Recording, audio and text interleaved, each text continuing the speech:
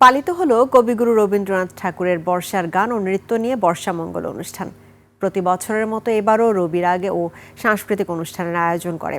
সন্ধ্যায় ছায়ানটে মনোজ্ঞ সাংস্কৃতিক অনুষ্ঠানের আয়োজন করা হয়। অনুপ পিয়ালের রিপোর্ট।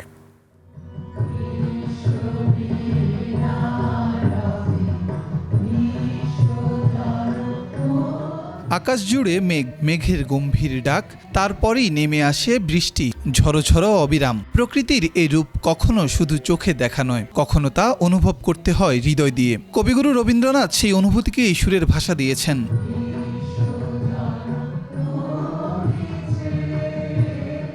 বিশ্ববীণা রবে, যেন সমগ্র বিশ্ব প্রকৃতি এক বিশাল বীণা। মেঘ, বাতাস, বৃষ্টি আর সবুজের আন্দোলনে সেই বীণার তারে তারে বাজে জীবনের অনন্ত সুর।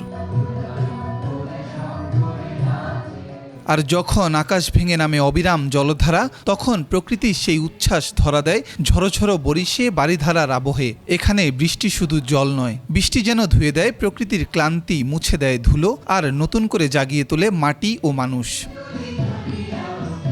রবীন্দ্রনাথের সৃষ্টিতে নেচে উঠে মন, শরীর দুলে সুরের তালে। কবিগুরুর সৃষ্টি শ্রাবণের ধারার মতো বয়ে যায় মানুষের জীবনে।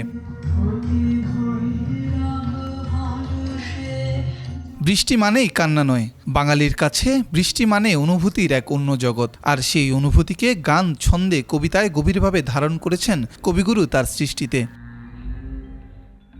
বৃষ্টি থেমে যাবে, মেঘ সরে যাবে, ভেজা পাতায় আবার জমবে রোদের আলো। কিন্তু প্রকৃতির সেই বিশ্ববীণায় রবীন্দ্রনাথ যে বর্ষার সুর বেঁধে দিয়েছেন, তা বাঙালির হৃদয়ে বাজবে বর্ষা এলেই, বারবার, অনন্তকাল। অনুপ পিয়াল, 21শে টেলিভিশন, ঢাকা।